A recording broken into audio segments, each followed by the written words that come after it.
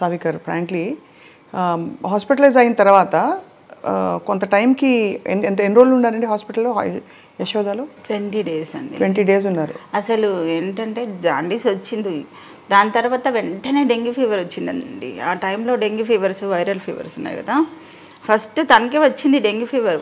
తర్వాత వీళ్ళిద్దరికి స్టార్ట్ అయిపోయింది. వీళ్ళిద్దరిని హాస్పిటల్లో జాయిన్ చేశారు. తను రమ్మంటే మీడియా అది ఇది అని చెప్తారు. రాలేదు, కొంచెం లేట్ అయిపోయింది. కొంచెం అసలే డెంగ్యూ ఫీవర్ ఎట్లుంటుంది, వెంటనే ప్లేట్లెట్స్ వెంటనే పడిపోతుంది.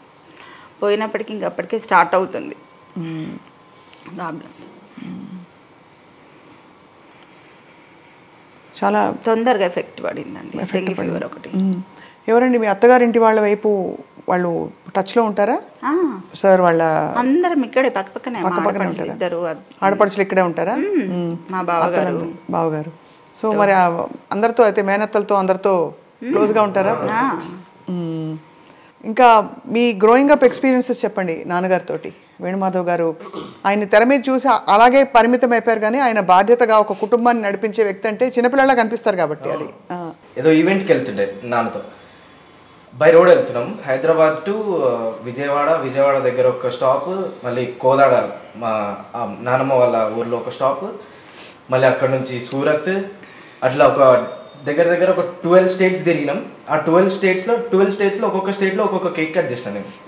One of my 17th or 18th birthday. He treats మమ్మల్ని అట్లా ట్రీట్ చేస్తారు. అసలు అంత స్పెషల్ ట్రీట్మెంట్ అనమాట. అమ్మ బర్త్డే ఎలా చేసేవారు? నా బర్త్డే కూడా ప్రతి బర్త్డే నాకు అసలు స్పెషల్ అండి, చాలా స్పెషల్. తను అసలు ఏ దాంట్లో మ్యారేజ్ డే అయితే బర్త్డే అయితే కంపల్సరీ ఏదో ఒక గిఫ్ట్ ఇవ్వడము, తప్పకుండా ఏదో ఒకటి ఇవ్వకుండా ఉండరు తనకని. అందుకే ముందు ఇచ్చారేమో ఇవన్నీ నాకు, అందుకే నాకు ఇవన్నీ ముందు ఇచ్చారేమో అనిపిస్తుంది. నా మెమరీస్ నీ దగ్గర ఉండాలి అనేసి. ఎంత కష్టం తల్లి మీకు, మీ దాంపత్యానికి. రెండోది మీరు ఇద్దరు పిల్లలు, ఒక్కసారిగా మీ బెస్ట్ ఫ్రెండ్ వదిలి ఇదిగో మళ్ళీ వస్తానని చెప్పి వెళ్ళిపోయారు దూరంగా. ఆయన అనుకుంటానండి ఎక్కడో షూటింగ్కి వెళ్ళి ఉండొచ్చు, మా వారు వస్తారేమో ఏదో ఒక రోజు అనిపిస్తుంటది. కానీ ఎక్కువ లాంగ్ బయట అవుట్డోర్ వెళ్ళేవారు కదా బాగా, చాలా. ఆ టైంలో మరి ఎలా మీరు ఫోన్ చేస్తూ ఉండేవారా రెగ్యులర్గా? అసలు క్షణం అండి. ఫోన్లు అంటే ఎవరైనా చాలా మంది చూసిన వాళ్ళు ఉన్నారు. వాణి అనే వర్డ్ కింద అసలు దిగరు.